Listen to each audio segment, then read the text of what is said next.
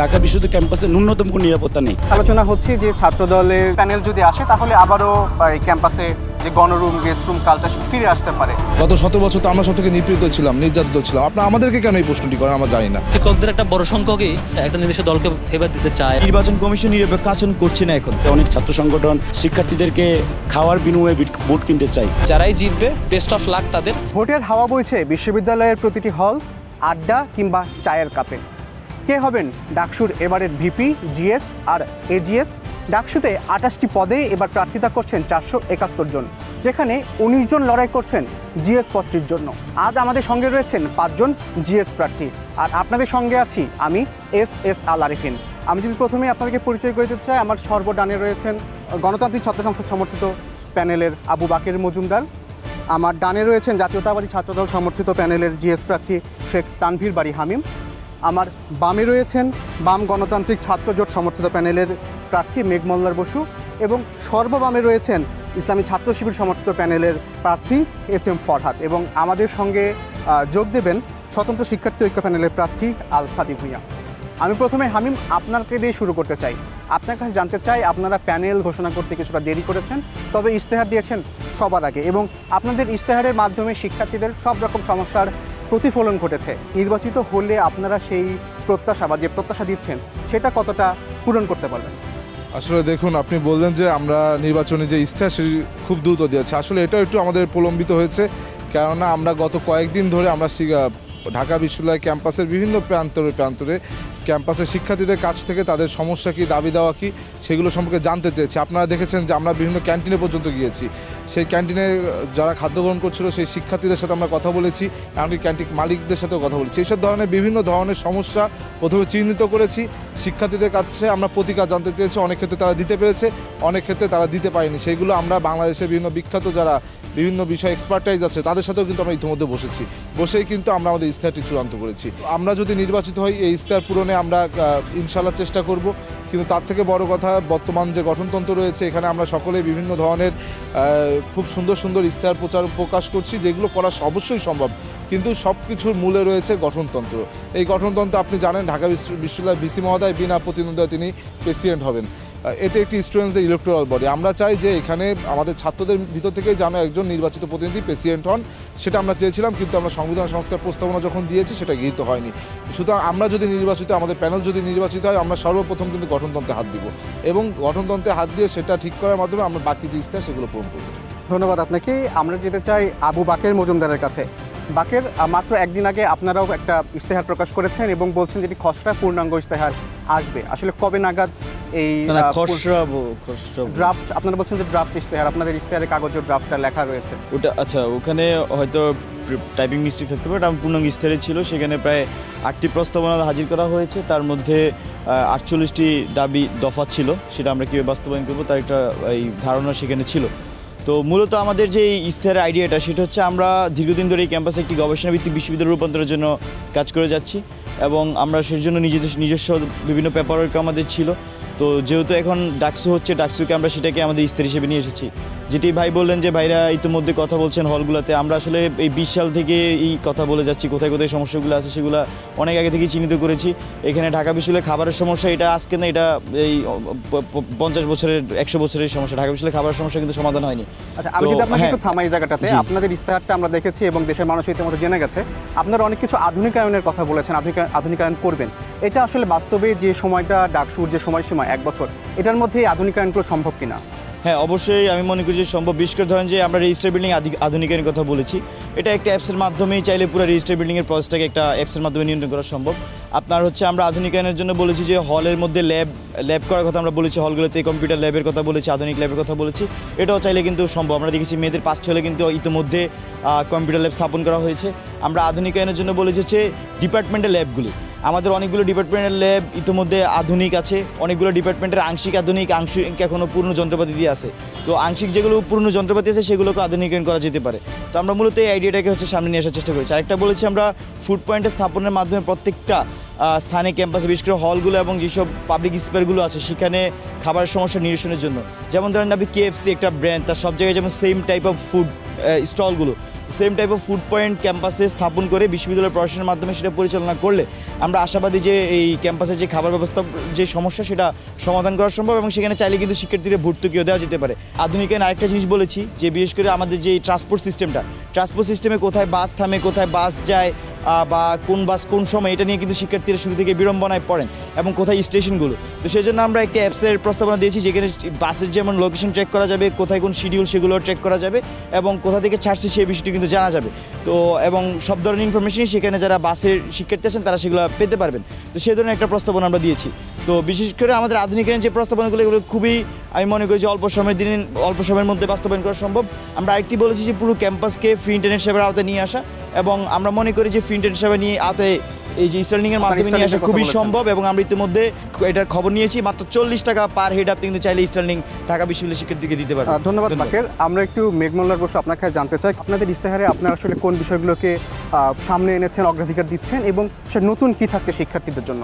আমরা একটি 17 দফা দিয়েছি। সেই 17টি আলাদা আলাদা দফার মধ্য দিয়ে আসলে ক্যাম্পাসের যে সংকটগুলিকে আমরা প্রধান সংকট বলে এতদিনে শনাক্ত করতে পেরেছি, সেই সংকটগুলিকে দূর করার জন্য যা যা করণীয় সেগুলি আমরা করছি।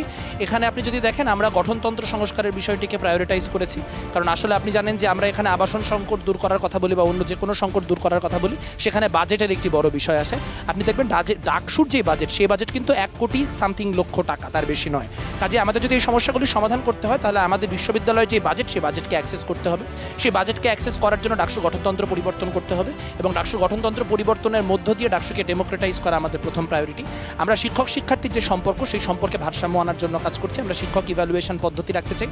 আমরা ম্যান্ডেটরি অ্যাটেন্ডেন্সের যে সিস্টেম, সেই ম্যান্ডেটরি অ্যাটেন্ডেন্সের সিস্টেম বিলুপ্ত করতে চাই। আমরা এখানে খাদ্যের সংকট দূর করতে চাই, আবাসনের সংকট দূর করতে চাই, তবে তা কোনোভাবেই প্রাইভেটাইজেশনের মধ্য দিয়ে করতে চাই না। আমরা চাই যে বিশ্ববিদ্যালয় একই সঙ্গে মানসম্পন্ন এবং অ্যাফোর্ডেবল থাকুক। এর বাইরে আমরা কথা বলেছি নারী এবং পুরুষের যে সম্পর্কের, মানে নারী ও পুরুষের অধিকারের যে তারতম্য, সেই নারী ও পুরুষের অধিকারের তারতম্য নিয়ে বিশ্ববিদ্যালয়ের একজন নারী শিক্ষার্থী যেন চাইলেই যে কোনো হলে প্রবেশ করতে পারে তার নিশ্চয়তা নিশ্চিত করা এবং মেয়েদের যেই হলে প্রবেশ করার যে প্রবেশাধিকারের সময়, সেই সময় যাতে ওভাবে করে না থাকে তা নিশ্চিত করার জন্য আমরা লড়াই করব। আমরা হলগুলিতে ফার্মেসি স্থাপনের কথা বলেছি, ডাক্তারের পাশাপাশি সাইকোথেরাপিস্ট রাখার কথা বলেছি, মানসিক স্বাস্থ্যের ব্যাপারে আমরা স্পেসিফিক্যালি জোর দিয়েছি। আমরা এখানে খাদ্যের মান উন্নয়নের কথা বলেছি, আমরা এখানে নতুন করে হল বানানোর কথা বলেছি এবং আমরা এখানে গবেষণার যে বরাদ্দ বৃদ্ধি, সেই গবেষণা বরাদ্দ বৃদ্ধির কথা বলেছি। বর্তমানে গবেষণা বাজেটের মাত্র ঢাকা বিশ্ববিদ্যালয়ের যে বাজেট, সেই বাজেটের মাত্র 2% গবেষণা খাতে দেওয়া হয়। আমরা এই বাজেটটিকে বাড়িয়ে অন্তত 10% নিয়ে যাওয়ার কথা বলেছি। আমরা একটু SM ফরাদের কাছে জানতে চাই, ছাত্রদল সমর্থিত প্যানেল কিংবা আমরা যদি বলি গণতান্ত্রিক ছাত্র সংসদ সমর্থিত প্যানেল এবং আজকে বাম ছাত্রজোট, যারা গণতান্ত্রিক ছাত্রজোট, তারাও কিন্তু আসলে ইশতেহার ঘোষণা করেছেন। এটা কি আসলে আপনাদের নির্বাচনী কোনো কৌশল নাকি প্রস্তুতিতে কোনো ঘাটতি? কৌশল কিছু না। আপনার কাছে জানতে চাই আপনারা কোন বিষয়গুলোকে বেশি অগ্রাধিকার দিচ্ছেন? আমরা এক কথায় ইশতেহারের প্রথম ব্যাপার যেটা, সেটা হচ্ছে সবার কমন আসবে, কারণ বারবার ডাকসু হয়েছে এবং এই প্রবলেমগুলো কমন ছিল। আজকে আমি এখানে দাঁড়িয়ে যে বক্তব্য দেবো, সে বক্তব্য আগের বক্তা হয়তো 80-90 সালেও দিচ্ছে কোনো একটা টক শোতে বা কোনো এরকম একটা ব্রিফে, কিন্তু প্রবলেম থেকে গেছে। এদিক থেকে আমাদের প্রথম জায়গা হচ্ছে আমরা আমাদের ক্যাপাসিটির মধ্যে যা আছে যতটুকু পারবো সেগুলোকে আমরা এখানে নিয়ে আসবো। আমাদের ফার্স্ট হচ্ছে যে পরিবহন সংক্রান্ত যে ইস্যুটা, এখানে বিশ্ববিদ্যালয়ে পরিবহন সংক্রান্ত যে জটিলতা, সেটিতে দুইভাবে, একটা হচ্ছে পরিবহনের মান বাড়ানো, আর একটা হচ্ছে পরিবহনের শিডিউল, স্কেডিউল এবং অন্যান্য যে সামগ্রিক ব্যাপারগুলো যেগুলোতে ট্র্যাক করা শিক্ষার্থীদের ইনফরমেশন রাখা, সেটা আমরা অলরেডি বাস্তবায়ন করেছি। আমরা অ্যাপটা রেডি করেছি। অ্যাপটা ডাকসুর নীতিমালার কারণে এই সময়ের মধ্যে আমরা শিক্ষার্থীদের ব্যবহারকে ওপেন করে দিতে পারিনি, সেটা আমরা ডাকসুর উপরে করবো। পাশাপাশি একই সাথে ইভেন বিশ্ববিদ্যালয়ের পরিবহনগুলো ফিক্সড করে রাখা পসিবল। আজকে এই ট্রিপ, কালকে ওই ট্রিপ এভাবে না করে ইউনিভার্সিটির জন্য ফিক্সড পরিবহন থাকা, সেই ব্যবস্থা নিয়ে আসা, সেটা পসিবল, সেটা আমরা চিন্তা করেছি। দ্বিতীয় হচ্ছে নারী শিক্ষার্থীদের অবস্থা। আজকে নারী শিক্ষার্থীরা দেখবেন যে ঢাকার বাইরে থেকে আসছে, এসে এখানে সিট পাচ্ছে না।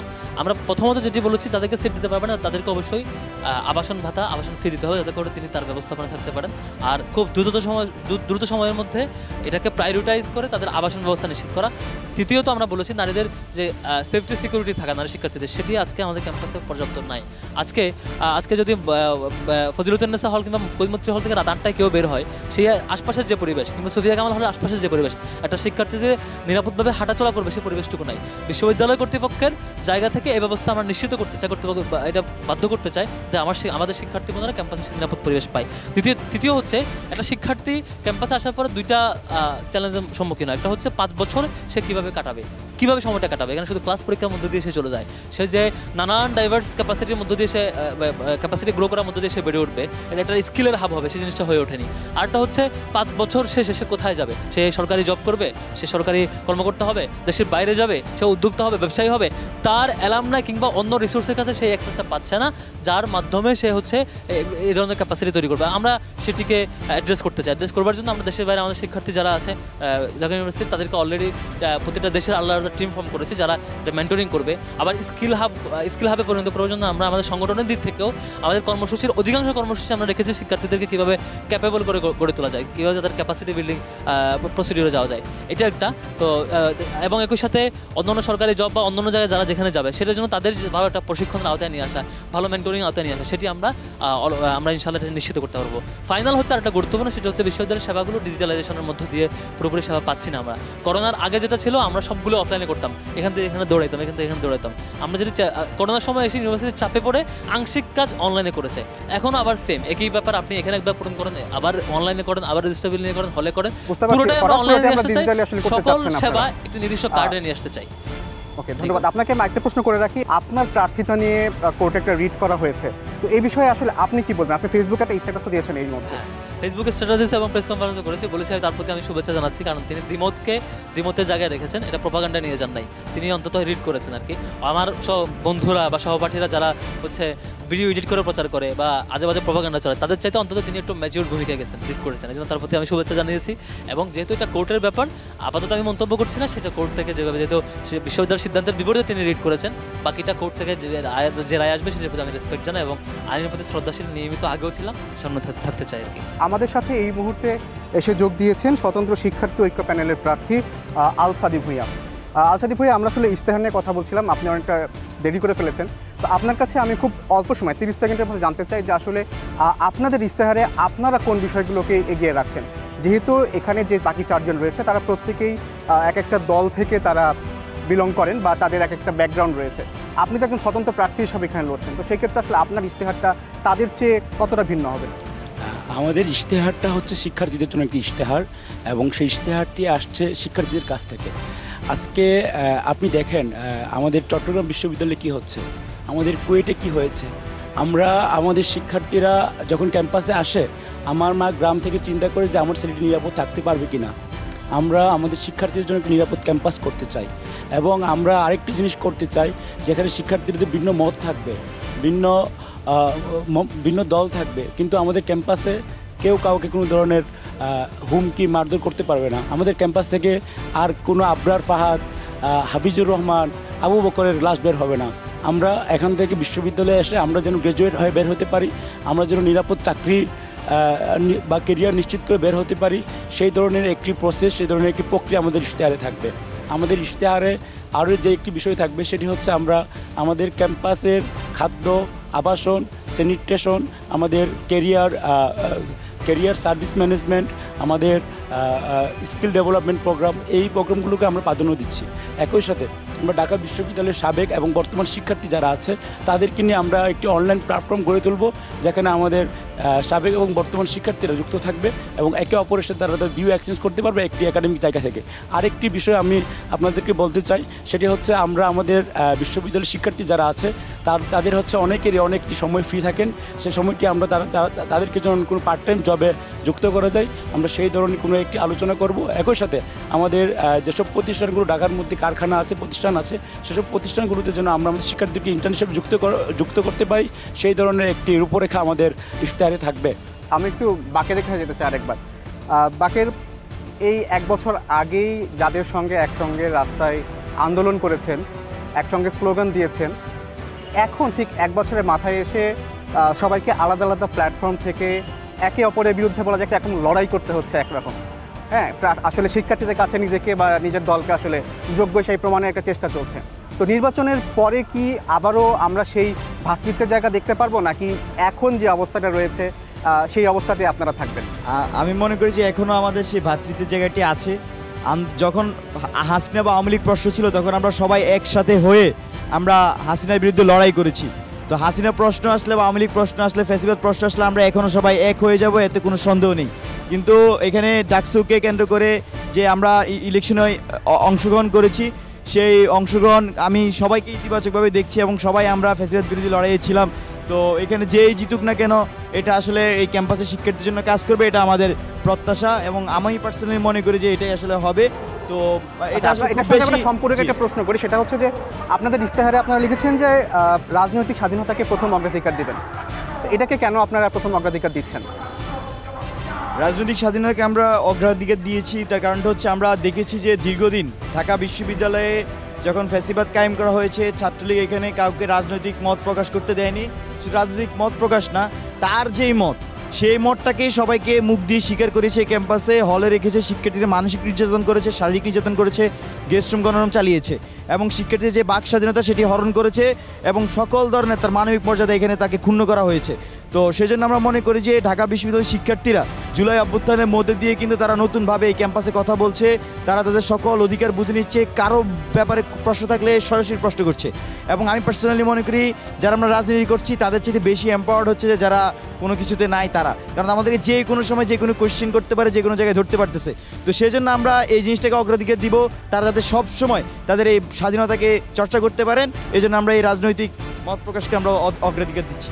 আমরা একটু হামিমের কাছে আসতে চাই। রাজনৈতিক মত প্রকাশের বিষয়টিকে আপনি অগ্রাধিকার দিচ্ছেন আপনারা।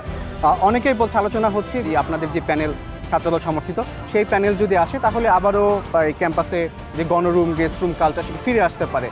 তো আপনারা আসলে এটাকে নিয়ে কি ভাবছেন, কি বলছেন আপনারা কি শিক্ষার্থীদের যে প্রত্যাশা সে প্রত্যাশা পূরণ করতে দেখুন, পারবেন? ভোটের মাঠে লেভেল প্লেইং ফিল্ডটা অত্যন্ত জরুরি। আপনারা যখন সংবাদ মাধ্যম করি না বারংবার আমাদের এই প্রশ্নটি করেন, মনে হয় যেন গণরুম গেস্ট রুমের মূল হোতা আমরা।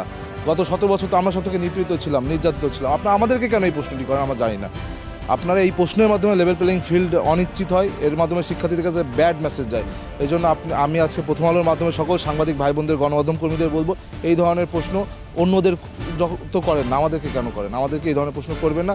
আমাদেরকে প্রশ্ন করবেন, আমরা যদি কোনো ভুল করি সেই ভুলকে চোখে আঙুল দিয়ে দেখিয়ে দেবেন, সেটির ব্যাখ্যা আমরা দিব। এবং আমাদের এই যে আপনারা আলোচনার যে একটি আয়োজন করলেন, এইখান থেকে শিক্ষার্থীরা কিন্তু এই সমালোচনা একজন আরেকজনের সাথে কী করেছে এগুলো শুনতে চায় না। শিক্ষার্থীরা জানতে চায় আগামী দিনে আমরা যারা আজকে প্রতিনিধিত্ব করতে চাই তারা তাদেরকে কী উপহার দেবো, কীভাবে ক্যাম্পাসটি পরিচালিত করব। সুতরাং এই গণরুম গেস্ট রুম দিয়ে আমি আর কোনো প্রশ্নের উত্তর আজকে থেকে দিব না। আমরা গণরুম গেস্ট রুম চালু করিনি, গণরুম গেস্ট রুমের বরং শিকার আমরা। সুতরাং আমরা কেন চালু করব? আমাদের চালু করার কোনো প্রশ্ন ওঠে না। এবং যারা মজলুম তারা কখনো কিন্তু শোষক হয় না। ঢাকা বিশ্ববিদ্যালয় তার পূর্বে গণরুম গেস্ট রুম ছিল। এটা কি এটা তো আমি তো 2001 থেকে 6 শিক্ষার্থী না, তুমি যদি জানো তাহলে বলো, আমি জানি না ভাই। আচ্ছা, আপনার কাছে একটা বিষয় জানতে চাই, সেটা হচ্ছে যে অনেকেই মনে করে বা বলছে যে আসলে ডাকসু যে নির্বাচনটা হয় এটা আসলে আর আরেকটা কথা, আপনার একটা কথা বলি যে আজকে গণরুম গেস্ট রুমের কথা বলেন, গণরুম গেস্ট রুমের কথা ঢাকা বিশ্ববিদ্যালয়ের ছাত্ররা 5 আগস্টের পর থেকে আজকে পর্যন্ত কোনো ধরনের সংঘর্ষে জড়িয়েনি, বরং গণতান্ত্রিক ছাত্র সংসদ তাদের কমিটি গঠনের দিন এই ক্যাম্পাসে যে হানাহানি, যে ধাওয়া পাল্টা দেওয়া রাজনীতি সেটি চালু করেছিল। সুতরাং এই ধরনের প্রশ্ন তারাই উত্তর দিতে পারবে। শিক্ষার্থীদের যে দৈনন্দিন সমস্যা সেটা কি আসলে আপনারা নির্বাচিত হলে তা পূরণ করতে পারবেন কিনা? অবশ্যই আমরা তো পূরণ করার জন্য প্রত্যাশা ব্যক্ত করছি, কিন্তু এখানে আমি আগেও বললাম যে এখানে ভিসি মহোদয় রয়েছেন, ট্রেজারার মহোদয় রয়েছেন যারা ইলেকট্রাল বডিতে। সুতরাং আমরা চাইলেই যে আমরা তো এটা একটা ইলেকট্রাল বডি হবে ভাই, 27 জন বা 28 জনের বডি। এখানে যে আমি বললাম, আমি জিএস হলাম, আমি বললাম সব কিছু সিদ্ধান্ত গৃহীত হলে বিষয়টি এমন নয়, এটা একটি কালেকটিভ ওয়ার্ক হবে। সুতরাং আমরা চেষ্টা করব নির্বাচিত হলে সকলকে সাথে নিয়ে এই কাজগুলো সমাধান করার, কেননা আমাদের সমস্যাগুলো কিন্তু সকল সমস্যায় প্রত্যেকের ইস্তেহারে ফুটে উঠেছে এবং সমস্যাগুলো কিন্তু আমরা ইতিমধ্যে চিহ্নিত করেছি সকলে মিলে। সমস্যা কিন্তু নির্ধারিত, এর সমাধান এবং প্রতিকার আমরা বের করব। আমরা একটু এস এম ফরহাদ আপনার কাছে আসতে চাই। জাস্ট 2 দিন আগে একটা সংবাদ সম্মেলনে আপনি বলেছেন যে নির্বাচন কমিশন আসলে আপনাদের কথা শুনছে না। তাহলে কাদের সমাধান, মানে কাদের কথা শুনছে নির্বাচন কমিশন? আমাদের কথা শুনছে না বলতে আমাদের কথা শুনতে হবে জরুরি না, জরুরি হলো যখন কোনো কনসার্ন জানানো হবে সেই কনসার্নটা সত্য হলে সেটা অ্যাড্রেস করা জরুরি, সেই দিক থেকে বলেছিলাম। যখনই বারবার যে ইস্যুগুলো ঘটেছে আমাদের কনসার্ন ছিল, আমরা জানিয়েছি এবং ওদের থেকে মিনিমাম যে ফিডব্যাক আসে সেই ফিডব্যাকটা আসা নাই, বরং আমরা লক্ষ্য করেছি নির্বাচন কমিশন সহ হল প্রভুর সহ মোটামুটি শিক্ষকদের একটা বড় সংখ্যকই একটা নির্দিষ্ট দলকে ফেভার দিতে চায় বা তাদের ব্যাপারে নীরব থাকে, চুপ থাকে, এই বিষয়টা আমরা কনসার্ন আকারে জানিয়েছি আর কি। সেই জিনিসটা শিক্ষকদের কাছে নিশ্চয়ই আমরা এটা আশা করি না। আমরা আশা করি শিক্ষক হিসাবে সবাইকে সমান যে জায়গাটুকু দেখা, সবাই ভুল করলে যারা ভুল করবে সেটা যেমন শিক্ষকেরা অ্যাকশন নেবেন, আবার কনসার্ন জানলে কনসার্নটাও বিবেচনা রাখবেন। তো আমরা কনসার্নদের বাবা আজকের মতো ছেড়ে দাও না, এটা একটু স্কিপ করো না, এটা থাক না, ডাকসুটা হোক না, এভাবে রিপ্লাই দিলে তো বোঝা যায় যে ওনারা কারো অভিযোগ নিতে চাচ্ছেন না। এই কনসার্নটা মূলত জানিয়েছে। আচ্ছা, আমরা একটু মেঘমল্লার বসু আপনার কাছে জানতে চাই, নির্বাচন নিয়ে আসলে যদি কোনো স্ক্যাম হয় তবে আপনার নির্বাচন বর্জন করবেন। তো আসলে এই যে নির্বাচন বর্জন করার যে ঘোষণাটা আপনি আগেই দিলেন বা দিচ্ছেন, এইটা কি আসলে আপনার নিজস্ব নাকি এটা আপনার প্যানেলের সিদ্ধান্ত হবে? এটা আমাদের যে কোনো নির্বাচন করা না করা সকল কিছু সিদ্ধান্ত প্যানেল অনুযায়ী হবে এবং প্যানেলের কালেকটিভ ডিসিশনের মধ্য দিয়ে হবে। নির্বাচন বয়কট করব এরকম কোনো বিষয় না। আমরা নির্বাচন করার জন্য সর্বোচ্চ পরিমাণ পরিশ্রম করছি। আপনারা জানেন যে এখানে যতগুলি আপনার প্যানেল রয়েছে, এদের মধ্যে মাসল পাওয়ার বলেন, মানি রিসোর্স বলেন, সেই জায়গা থেকে আমরা সব থেকে পিছানো। আমরা তারপরে আমাদের সর্বোচ্চ চেষ্টা করে আমাদের ঐকান্তিক পরিশ্রমের মধ্য দিয়ে আমাদের যে অবস্থান, সেই অবস্থান তৈরি করার চেষ্টা করছি। কিন্তু আমাদের প্রাথমিক কনসার্ন হচ্ছে ভোটার টার্ন আউট লো রাখার একটা সিস্টেমেটিক এফোর্ট আমরা বিশ্ববিদ্যালয় প্রশাসনের তরফ থেকে দেখছি। আমরা দেখতে পাচ্ছি যে 8 তারিখে তারা মেট্রো রেল বন্ধ করে দিতে চান। 8 তারিখে মেট্রো রেল বন্ধ করে দেওয়ার অর্থ হলো 9 তারিখে যারা মেট্রো রেলে ভোট দিতে আসতে চাইতো, বিশেষত মিরপুর অঞ্চলের শিক্ষার্থীরা, তারা অনেকে ভোট দিতে আসতে পারবে না। আমরা ভোটার কেন্দ্র বাড়ানোর কথা বলেছিলাম, তারা ভোটার কেন্দ্র বাড়ানোর কথা শোনেননি। ভোটার কেন্দ্র না কমানোর অর্থ হচ্ছে যে এখানে মানুষজনকে লাইনে দাঁড়িয়ে থাকতে হবে ঘন্টার পর ঘন্টা, যার মধ্যে দিয়ে শিক্ষার্থীরা নিরুৎসাহিত হবে। আমরা আমাদের দাবিনামাতে স্পষ্ট বলেছিলাম পরীক্ষা বন্ধ করলেও ক্লাসগুলো অন্তত চালু রাখার। তারা যেটি করেছে, তারা ঠিক 3 দিন আগে পরীক্ষাটি বন্ধ রেখেছে, অর্থাৎ 7 থেকে 11 পর্যন্ত পরীক্ষা বন্ধ রাখার ব্যাপারটি হচ্ছে প্রায় বিশ্ববিদ্যালয়ের শিক্ষার্থীদেরকে বলে দেওয়া হচ্ছে যে তুমি 6 তারিখে একটা ট্যুরে চলে যাও। 5-6 হচ্ছে শুক্র শনি, রাইট, 5-6 হচ্ছে শুক্র শনি, যে একরকম বলে দেওয়া যে আপনারা হচ্ছে একটা ট্যুরে চলে যান। বিষয়টা এরকম। টিএসসি সেন্টারটি বন্ধ করেছে। আমাদের যেটা কথা ছিল সেটি হচ্ছে যে ওইখানে যদি আমি একটা আইডেন্টিটি কার্ড দেখিয়ে তাকে নামার সুযোগ দিতে পারতাম, তাহলে ওইখানে শিক্ষার্থীদের এসে ভোট দেওয়ার একটা প্রণোদনা তৈরি হতো। এবং আমরা দেখতে পেয়েছি যে তারা কিন্তু মিলিটারি ডিপ্লয়মেন্টের কথাও বলেছেন। পরবর্তীতে মিলিটারি বলেছে যে তারা ডিপ্লয়েড হচ্ছে না। তার মানে যখন আপনি 14 দিন আগে থেকে মিলিটারি ডিপ্লয়মেন্টের কথা বলেন, তার মানে সাইকোলজিক্যালি আপনি শিক্ষার্থীদেরকে এবং তাদের প্যারেন্টসদেরকে বলে দিচ্ছেন এখানে একটা গোলযোগ হইতে পারে। তার মানে বিশ্ববিদ্যালয়ের যাবতীয় কাঠামোগত আয়োজন হচ্ছে ভোটার সাপ্রেশন করার। এখন যদি আসলে আমরা 6 বছর পর একটা নির্বাচন হচ্ছে সেপ্টেম্বর মাসে, সময় তারা সিদ্ধান্ত নিয়েছে, আমরা তো বলেছি গত জানুয়ারি থেকে নির্বাচনের কথা, তাহলে একটা অড টাইমে তারা নির্বাচন যদি করেন, তাহলে এই নির্বাচনের টার্ন আউটটা হাই করার যেই চেষ্টাটা, সেই চেষ্টাটা তো প্রশাসনের তরফ থেকে আসতে হবে। তারপরেও হয়তো সব শিক্ষার্থী ভোট দিবেন না, কিন্তু তারা এখন যেভাবে আয়োজনটি করছে, যদি আমরা শেষমেশ বুঝতে পারি আয়োজনটি এমনই যে তারা চাচ্ছেন যে ভোটার সাপ্রেসড হয়ে থাকুক, যথেষ্ট সংখ্যক ভোটার না দিতে আসুক, তাহলে এই স্ক্যামের অংশ। এটা কি সুষ্ঠু নির্বাচন আয়োজনের জন্য কোনো বাধা মনে করছেন? অবশ্যই। পুরো আপনার বিশ্ববিদ্যালয়ে শিক্ষার্থী আছে 40,000, আপনার যদি সেখানে ভোট কাস্ট হয় 12,000, 14,000, 15,000, তাহলে আমি এটা কিভাবে করে শিক্ষার্থীদের প্রতিনিধিত্ব বলে মানবো বলেন? আমরা একটু সাদির কাছে যেতে চাই একদম। সাদি, আপনি আসলে স্বতন্ত্রভাবে নির্বাচন করছেন, আপনার পলিটিক্যাল ব্যাকগ্রাউন্ডটা অত আমাদের কাছে অতটা জানি না, আমরা পরিষ্কার না, কিন্তু আপনি এখন নির্বাচনে যে প্রচারণা চালাচ্ছেন, সেই প্রচারণা চালাতে গিয়ে আসলে স্বতন্ত্র প্যানেল থেকে আপনার কোনো রকম চ্যালেঞ্জ কি ফেস করছেন? যে আমি 2019 সালে যে ডাকসু নির্বাচন হয়েছিল, সেই ডাকসু নির্বাচনে মাত্র 3rd ইয়ারে হলের সাহিত্য সম্পাদক নির্বাচিত হয়েছে স্বতন্ত্রভাবে। তখন আমি আমার ক্যাম্পাসে সর্বকনিষ্ঠ সম্পাদক ছিলাম, ছেলেদের হলগুলোতে। আর এখন এরপরে সাংবাদিক সমিতির সভাপতি ছিলাম। রাজনৈতিকভাবে আমি কোনো ধরনের হয়রানি, কোনো ধরনের থ্রেটের শিকার হচ্ছি না, এবং যারা আছে তারা সবাই আমার ভাই, আমার বন্ধু। সে জায়গায় আমি নিজেকে খুব কমফোর্ট ফিল করছি, এবং তাদের সবার সাথে আমার রাস্তায় দেখা হয়, কথায় দেখা হয়। আমরা এই জায়গাটিকে খুবই এনজয় করছি। তবে আমাদের যে বিষয়টি হচ্ছে, আমরা যে আমাদের প্যানেলটি স্বতন্ত্র শিক্ষার্থী ঐক্য, এবং সেখানে অনেক স্বতন্ত্র শিক্ষার্থীরা আসছে যারা তাদের বিভিন্ন জায়গায় কোয়ালিফাইড। সেই জায়গা থেকে আমরা কিছু জায়গায় দেখছি যে আমাদের যারা ভোটার, টার্গেট ভোটার বা যারা আমাদের পটেনশিয়াল ভোটার, তারা যেন নিরাপদে ভোট দিতে না পারে, সেজন্য ভোটার কেন্দ্রগুলো এমন জায়গায় রাখা হয়েছে যেখানে ভোটাররা যাবে না। ভোটাররা না যাওয়া মানে যেসব ছাত্র সংগঠনগুলোর নির্দিষ্ট ভোট ব্যাংক আছে, নির্দিষ্ট শিক্ষার্থীরা আছে, রিজার্ভ যে ভোটাররা আছে, তারা কিন্তু সে জায়গায় সুবিধা ভোগ করবে। সে জায়গা থেকে আমরা যে ভোট কেন্দ্র পরিবর্তন যে বিষয়টি বলেছিলাম, বিশ্ববিদ্যালয়ের প্রশাসন সেটি শুনেনি। এবং একই সাথে আমরা যে দেখতে পেয়েছি যে অনেক ছাত্র সংগঠন শিক্ষার্থীদেরকে খাওয়ার বিনিময়ে ভোট কিনতে চাই। আমি শিক্ষার্থীদেরকে বলবো, যারা আপনাদেরকে খাইয়ে ভোট কিনতে চাই, তারা আপনাদেরকে মনে করছে যে এক প্লেট খাবারের বিনিময়ে আপনাদেরকে কিনতে পারছে। আর যারা আপনাদেরকে খাওয়াচ্ছে, আপনারা তাদেরকে বয়কট করুন এবং তাদেরকে আগামী 9ই সেপ্টেম্বর তাদের বিরুদ্ধে রায় দিন। যারা আপনাকে এই অল্প মূল্যে বিক্রি করে দিতে পারছে, তারা আগামীতেও আপনাদের ম্যান্ডেট নিয়ে তারা আপনাকে জাতীয়ভাবে বিক্রি করবে, আন্তর্জাতিকভাবে বিক্রি করবে এবং আপনাদের যে আশা আকাঙ্ক্ষার যে ডাকসু, সে ডাকসু সেটিতে প্রতিফলিত হবে না বলে আমি মনে করছি। আপনার কাছে আমি একটা প্রশ্ন রাখতে চাই, সেটা হচ্ছে যে ক্যাম্পাসে তো নারীদের নিরাপত্তা নিয়ে অনেক প্রশ্ন রয়েছে, মেয়েদের নিরাপত্তা নিয়ে প্রশ্ন রয়েছে। তো আপনাদের স্বতন্ত্র প্যানেল যদি নির্বাচিত হয় বা আপনি যদি নির্বাচিত হন, তাহলে আপনার পদক্ষেপ কী হবে? অবশ্যই নারীদের যে নিরাপত্তা, ঢাকা বিশ্ববিদ্যালয় ক্যাম্পাসে ন্যূনতম কোনো নিরাপত্তা নেই। আপনি দেখেন আমাদের লাইব্রেরি গেট থেকে রুকে হলে যাওয়ার যে সবচেয়ে কাছের যে হলটি, সে হলের মেয়েদেরও নিরাপত্তা নেই।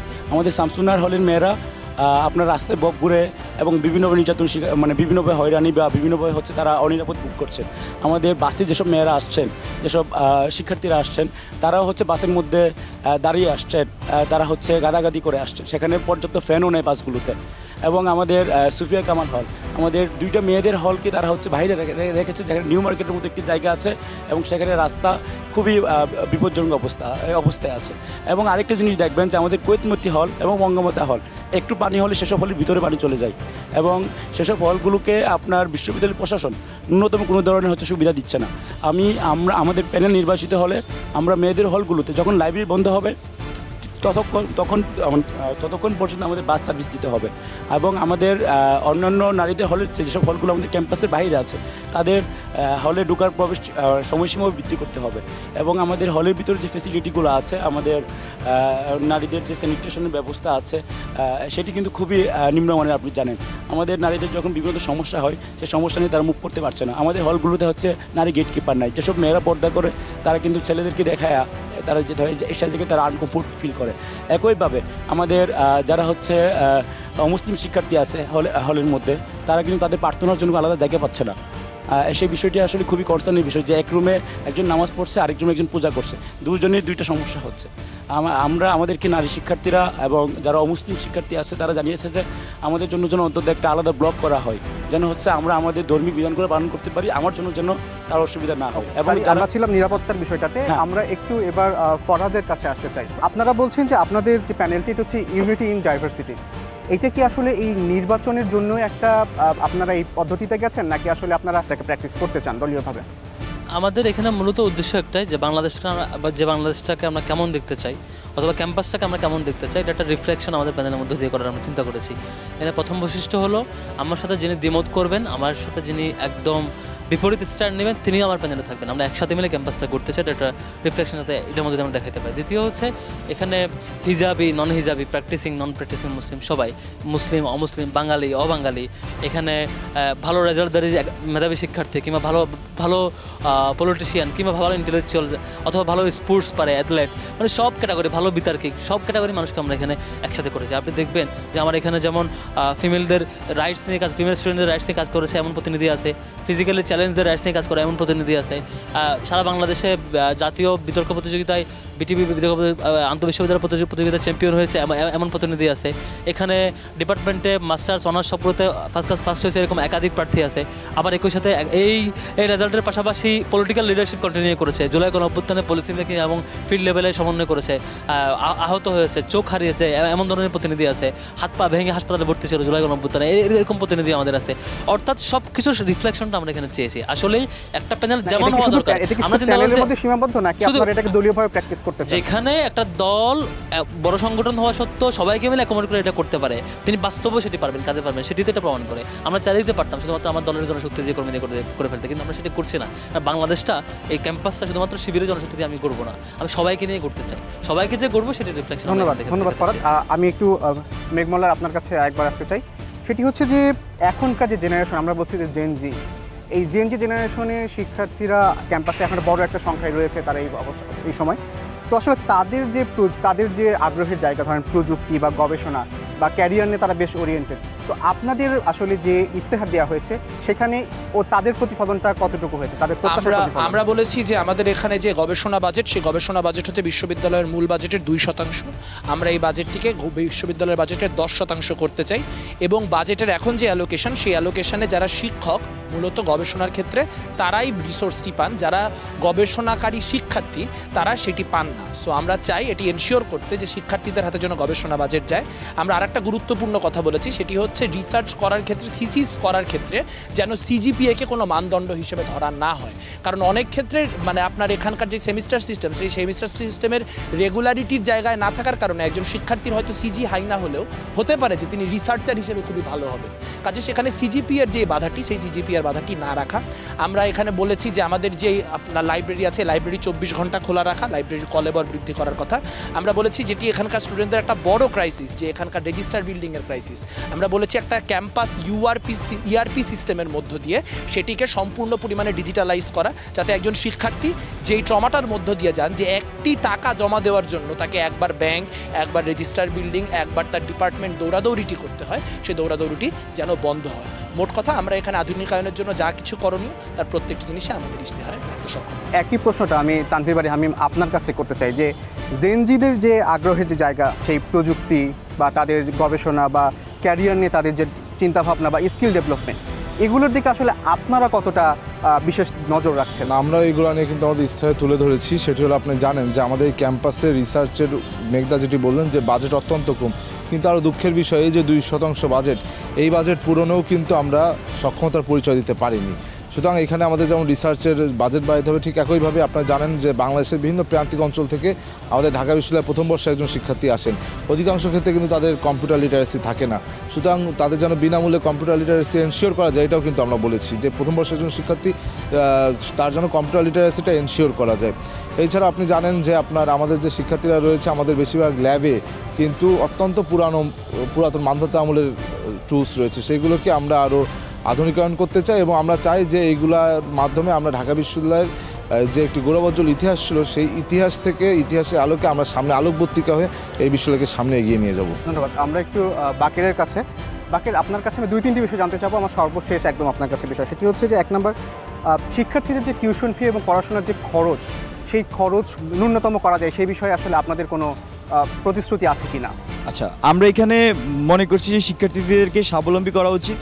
সেক্ষেত্রে যেহেতু গবেষণা ভিত্তিক বিশ্ববিদ্যালয় রূপান্তর হচ্ছে আমাদের টার্গেট, সেক্ষেত্রে শিক্ষার্থীদের টিএ এবং আরও নিয়োগের মাধ্যমে একটা শিক্ষার্থীকে স্বাবলম্বী করতে পারবেন, তাকে গবেষণামুখী করতে পারবেন এবং তার যে আর্থিক ক্রাইসিস সেটাও কিন্তু আপনি সলভ করতে পারবেন। তাহলে আপনাকে সেখানে আর প্রণোদনা দেওয়ার দরকার নাই, বরং একটা শিক্ষার্থী যখন টিএ এবং আর হিসেবে কাজ করবে, সেখানে সে কিন্তু অটোমেটিক্যালি একটা বেতন পাবেন, সেটা দিয়ে তার এই আর্থিক সলভেন্সি সে করবেন।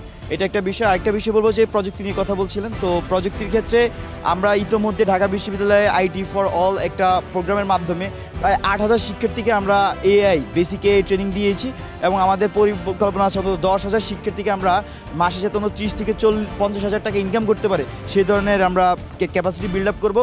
আমাদের যিনি বিজ্ঞান বিষয়ক সম্পাদক আছেন, তিনি গুগলের ডিপমাইন্ড প্রজেক্টে কাজ করছেন এবং তিনি এইসব বিষয়ে এক্সপার্ট, এবং আমাদের যিনি কেরিয়ার উন্নয়ন বিষয়ক সম্পাদক কাজ করছেন, তিনি একদম টপ রেটেড ফ্রিল্যান্সার, তার আন্তর্জাতিক পুরস্কার পর্যন্ত আছে। তো এইসব আমরা অন্তত 10,000 শিক্ষার্থীকে কীভাবে আর্থিকভাবে স্বনির্ভর করা যায় সেইরকম আমাদের একটা পরিকল্পনা আছে। বরং আমরা বলছি না যে বিশ্ববিদ্যালয় তার এই যে ফিটি, এটা আমি খুব বেশি মনে করি না সেটা কমিয়ে দিক, বরং একটা শিক্ষার্থীকে মাসিক যাতে 30 থেকে 50 টাকা ইনকাম করতে পারে সেই ধরনের প্রসিডিউর আমরা যাওয়ার পক্ষে। দর্শক, আমাদের এই আলোচনা করতে করতে আমরা একদমই শেষ পর্যায়ে চলে এসেছি এবং এই অনুষ্ঠান শেষ করার আগে আসলে আমাদের যে 5 জন প্রার্থী আজকে আমাদের সঙ্গে উপস্থিত হয়েছেন, তাদের সকলের কাছে আমার একটা কমন প্রশ্ন রাখতে চাই। সেটি হচ্ছে, আপনাদের 5 জন বা আপনাদের যে 19 জন, সেখান থেকে তো যে কোনো একজন জিএস পদ পাবেন, নির্বাচিত হবেন শিক্ষার্থীদের ভোটে। যদি একজন জিতে যায়, তাহলে সেক্ষেত্রে বাকিরা আসলে আপনারা কিভাবে নেবেন বিষয়টাকে? সেক্ষেত্রে কি আমরা সেই আগের মতোই দোষারোপের সংস্কৃতি দেখবো? আমি একটু এখানে বলি, আমি এই কোশ্চেনটা আগে করলে বলতাম যে কেউ যদি ফ্রি অ্যান্ড ফেয়ার ভাবে জিতে আসে, অবশ্যই আমরা সবাই স্বাগত জানাই, এখানে কোনো প্রশ্ন নেই। কিন্তু প্রশ্নটা তখন যখন আমরা দেখি নির্বাচন কমিশন নিরপেক্ষ আচরণ করছে না। এখন যদি 9 সেপ্টেম্বর আসলে ইলেকশনকে ইঞ্জিনিয়ারিং করা হয় এবং ইঞ্জিনিয়ারিং মাধ্যমে নির্দিষ্ট কাউকে জিতানোর চেষ্টা করা হয়, তখন প্রশ্ন উঠবে। কিন্তু এখন পর্যন্ত যে ধরনের লেভেল প্লেইং ফিল্ড আছে, নির্বাচন কমিশন শুধুমাত্র যদি নিরপেক্ষ আচরণ করে, তাহলে এই শঙ্কা আসলে থাকে না। ধন্যবাদ। হামিম, আপনার কাছে জানতে চাচ্ছি, নির্বাচন যদি সুস্থ হয়, সুন্দর হয়, গ্রহণযোগ্য হয়, তাহলে অবশ্যই যেই জিতে আসুক তাদের পক্ষে আমরা সকলে কাজ করব। কিন্তু ইতিমধ্যে দেখেছি মন্ত্রীপরিষদ থেকে বিভিন্ন উপদেষ্টারা একটি নির্ধারিত দলের প্রচারণায় ব্যস্ত হয়ে পড়েছে, সুতরাং কিছুটা শঙ্কা রয়েছে। দেখেন, আমার কাজ রাজপথে সংগ্রাম করা। আমি যদি জিতি তাহলে আমি ভিতরে থেকে সংগ্রাম করব, যদি আমি হারি তাহলে আমি বাইরে থেকে সংগ্রাম করব। আমি যে কাজ করার সে কাজই করব। যদি আমি নির্বাচিত হই তাহলে আমার একটা ম্যান্ডেট থাকবে, আমার কথাগুলোকে প্রশাসনের আরও গুরুত্ব দিয়ে নিতে হবে। এর বাইরে আসলে নির্বাচনে জিতা হারা নিয়ে খুব বিশেষ কোনো কনসার্ন নাই। যারাই জিতবে বেস্ট অফ লাক তাদের, কারণ তখন তারা দায়িত্ব পালন না করলে হচ্ছে তাদেরকে ওটা ফেস করতে হবে। আর যদি জিতি তাহলে ওই সংগ্রামটাই ভিতরে থেকে করবো। That's it. ফরহাদ, তো অনেকটাই সিমিলার। ডাকসুতে এতদিন তো আমরা কাজ করছি, ডাকসুর জন্য করি নাই। ছাত্র শিবিরের জায়গা থেকে যত বড় বড় প্রোগ্রাম, অন্যান্য কাজ, শিক্ষার্থীদের কল্যাণার্থে প্রোগ্রাম, এই কর্মসূচি আমরা জিতি বা হারি, এই কর্মসূচি আমাদের চলতে থাকবে আমাদের সাংগঠনিক দায়িত্বের জায়গা থেকে, ব্যক্তির ক্যাপাসিটির জায়গা থেকে। আর দ্বিতীয় হচ্ছে, নির্বাচন যদি সুষ্ঠু হয় এবং সব কিছুতে ঠিকঠাক থাকে, যিনি জয়ী হবেন তাকে কোঅপারেট করাটা আমরা সবাই কোঅপারেট করবো। আর তিনি বিপদে পরিচালিত হয় তাকে আবার থামিয়ে দিয়ে সঠিক পথে নিয়ে যাওয়াটা আমাদের দায়িত্ব। আর আমাদের ক্যাপাসিটির জায়গাতে শিক্ষার্থীদের কল্যাণের জন্য কাজ করাটা এটা অলওয়েজ করতে হবে, আমৃত্যু করে যেতে হবে। যখন যে জায়গায় থাকবো সেখানে মানুষের কল্যাণে নিজেদের কাজ চালিয়ে নিয়ে যাওয়াটাই আমাদের দায়িত্ব। এটির সাথে নির্বাচন হার জিতে কোনো যোগাযোগ বা কানেকশন নাই আর কি। সাদি, আপনার কাছে। ধন্যবাদ। আমরা যেটা চাচ্ছি, আমি ব্যক্তিগতভাবে আমি ছাড়া যদি অন্য কেউ নির্বাচিত হয় সেক্ষেত্রে আমি সবাইকে সহযোগিতা করব, যেটি আমি আগেও করেছি। আর সেটি শর্ত হতে হবে একটি সুষ্ঠু এবং কলঙ্কমুক্ত নির্বাচন, যে নির্বাচনটি সবার কাছে গ্রহণযোগ্য এবং সেই নির্বাচনের রেজাল্ট নিয়ে আমরা কেউ কোনো প্রশ্ন তুলব না। তার যদি সেটি হয় তাহলে আমরা একে অপরকে কোঅপারেট মানে আমরা সহায়তা করব এবং আমাদের প্রত্যেকের এখানে সেই মানসিকতা আছে একে অপরকে ধারণ করার, এবং আমরা প্রত্যেককে ভালোভাবে জানি আমরা একসাথে কাজ করতে চাই, একসাথে সুন্দর ঢাকা বিশ্ববিদ্যালয় করতে চাই। দর্শক, আমরাও চাই এই শিক্ষাঙ্গনে নিশ্চিত হোক সকল মতের, সকল পথের মানুষের সৌহার্দ্যপূর্ণ অবস্থান। এতক্ষণ আমাদের সঙ্গে থাকার জন্য ধন্যবাদ আপনাদের।